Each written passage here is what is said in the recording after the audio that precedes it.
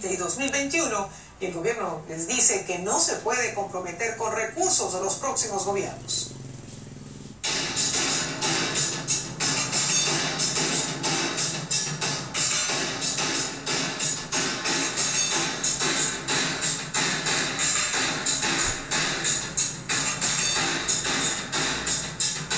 No hay plata en este momento para la financiación de la educación, pero nosotros le decimos sí hay plata porque hay una reforma tributaria que se hizo, se aumentó el IVA del 16 al 19%, hay 28 billones de pesos que se van a rescatar del tema de la guerra. Entonces, eso es lo que nosotros queremos, que esa plata de la guerra se invierta en la educación.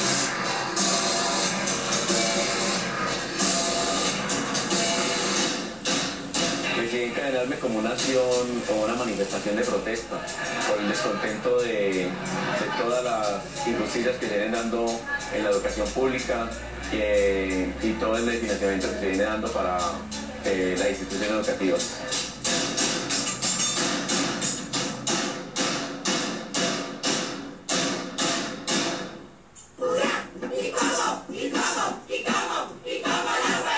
Nosotros nos apoyamos en el sentido de que nosotros no queremos una sociedad arrodillada, no solamente en el aula se aprende, en estos espacios ellos nos están enseñando.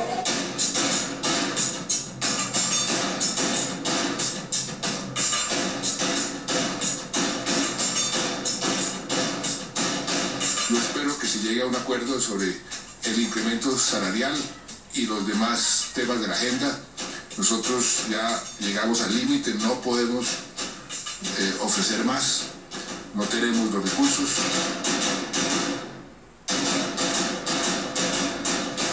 El sector educación va a recibir 1.18 billones de pesos adicionales a lo que ya teníamos en el presupuesto. Se consolida nuevamente la educación como el primer rubro del presupuesto general de la nación.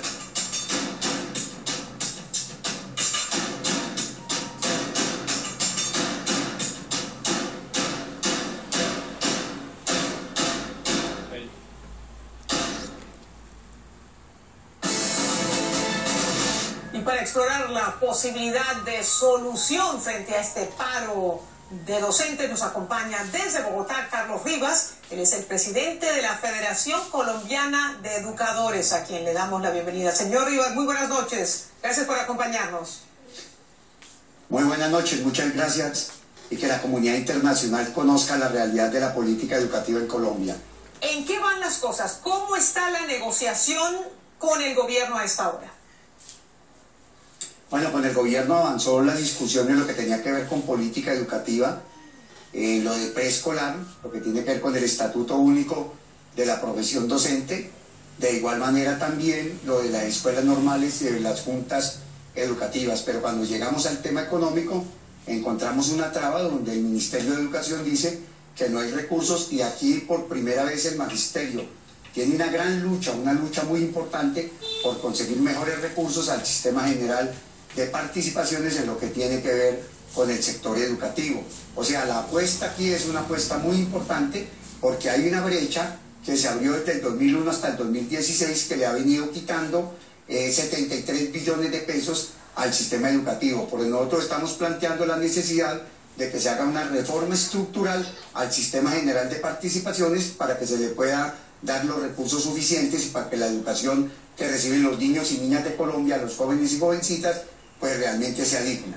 Señor Rivas, escuchábamos ahora a la ministra de Educación y también el presidente lo ha dicho, que nunca antes el sector educativo ha recibido tantos fondos, que se destina más dinero en el presupuesto nacional para la educación que para las fuerzas militares y que comprometer estos recursos sería irresponsable. ¿Cómo responden ustedes? Pues nosotros lo que respondemos es que espacio fiscal sí hay.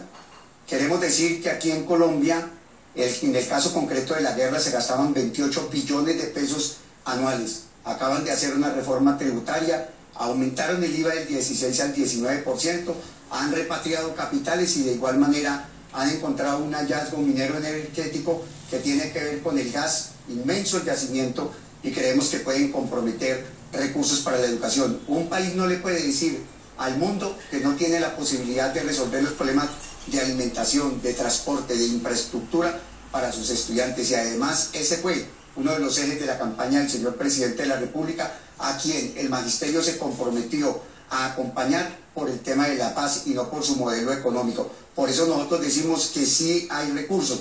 Y queremos informar una cosa: ayer hubo una adición presupuestal en el Congreso, pero en los ingresos del presupuesto general de la Nación no son del Sistema General de Participaciones, y el magisterio ayudó con la lucha y con la movilización a que el Congreso agilizara la posibilidad de que 1.18 billones de pesos ingresaran al magisterio, fundamentalmente para resolver la desfinanciación que hay de este año y para resolver aspectos de carácter universitario, lo que tiene que ver Serpilo Págalo, algunos aspectos que son importantes en la alimentación, con conectividad, calidad de la educación. Pero queremos decir que para nosotros lo importante es que el gobierno se comprometa a una reforma estructural del Sistema General de Participaciones, y ahí hemos tenido una dificultad con el gobierno porque dice que no pueden comprometer recursos. Nosotros creemos que sí deben comprometer recursos para el caso concreto del Sistema General de Participaciones en educación, pero también en agua potable y en saneamiento básico, que son dos hechos fundamentales, y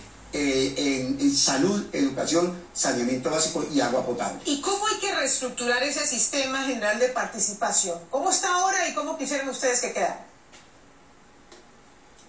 Bueno, pues nosotros lo que queremos y lo que le hemos planteado al gobierno es que hay que hacer una reforma estructural, hay que hacer una reforma de carácter constitucional. Nosotros le hemos planteado al gobierno que hay una fórmula que estamos proponiendo y son 4.2, que se coloque de inversión adicional a 10 años, lo que significaría 0.42 por año, y esa cifra da 16 billones de pesos, o sea, 1.6 billones de pesos anuales para poder ir cerrando la brecha a un sector que le quitaron 73 billones de pesos. Pero también queremos decir que este año, con la adición presupuestal, apenas se resuelve un hueco fiscal que hay en educación. El año entrante tiene que hacerse lo mismo. Por eso planteamos la necesidad de que se haga una fórmula mucho más amplia con la reforma constitucional, donde participe el Ministerio de Hacienda, el Ministerio de Educación, también lo puedan hacer los alcaldes, los gobernadores, y desde luego nosotros los maestros, que estamos jugando un papel importante para defender la educación pública como un derecho fundamental de los ciudadanos. Y planteaba que el presidente de la República tuvo 3 pilares, que eran la paz,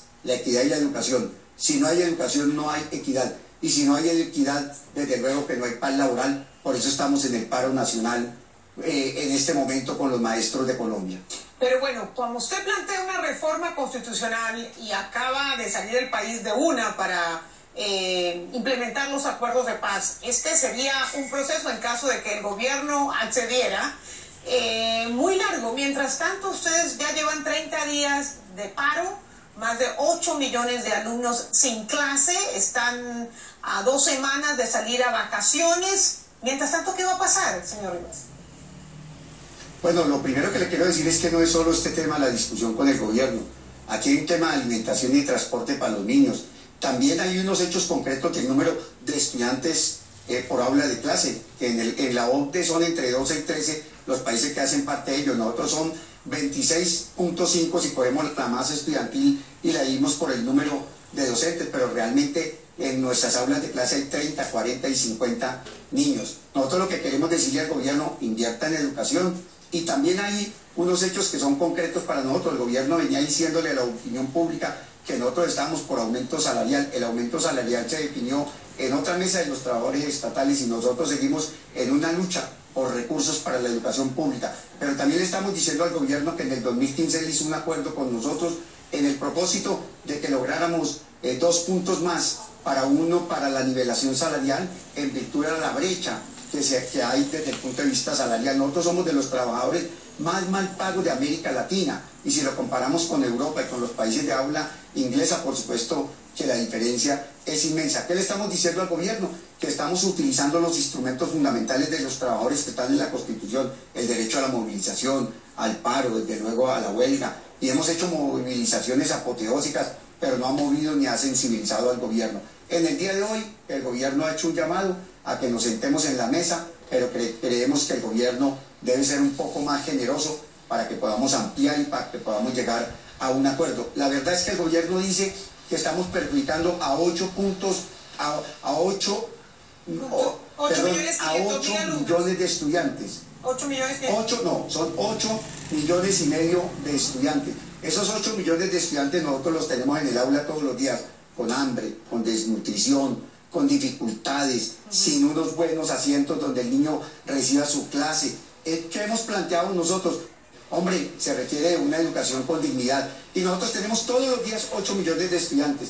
Y el gobierno quiere decirle a la comunidad que los 8 millones de niños son perjudicados por nosotros. No, todo lo contrario. Estamos buscando recursos para poder beneficiar a ese número tan significativo de estudiantes que no ha tenido la atención del gobierno. Me queda tiempo para una última pregunta. Si ustedes tuvieran que escoger 1 o 2 puntos concretos con los cuales se darían para levantar el paro, ¿cuáles serían ese o esos 2 puntos, concretamente?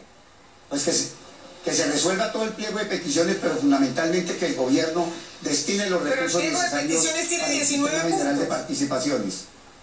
Sí, pero ese punto del sistema general de participaciones para nosotros es vital, pero el pliego es un pliego de carácter integral. Y los maestros de Colombia estamos haciendo una lucha de carácter nacional por la soberanía y la educación y por la necesidad de que los niños y niñas de Colombia tengan una educación, no solo con dignidad, sino una educación para la democracia, para la vida y para la libertad. Bueno, él es el señor Carlos Rivas, presidente de FECODE, hablándonos desde Bogotá, y estamos tratando de contactar al viceministro de Educación de Colombia para contrarrestar estas declaraciones, el viceministro Pablo Jaramillo. Señor Rivas, gracias por estar con nosotros. Muy buenas noches. A ustedes muchas gracias, buenas noches, y estamos defendiendo la educación pública en Colombia, los maestros, con este paro. Gracias de nuevo. Vamos a ver si damos buenas noticias pronto, que los niños han regresado a las aulas.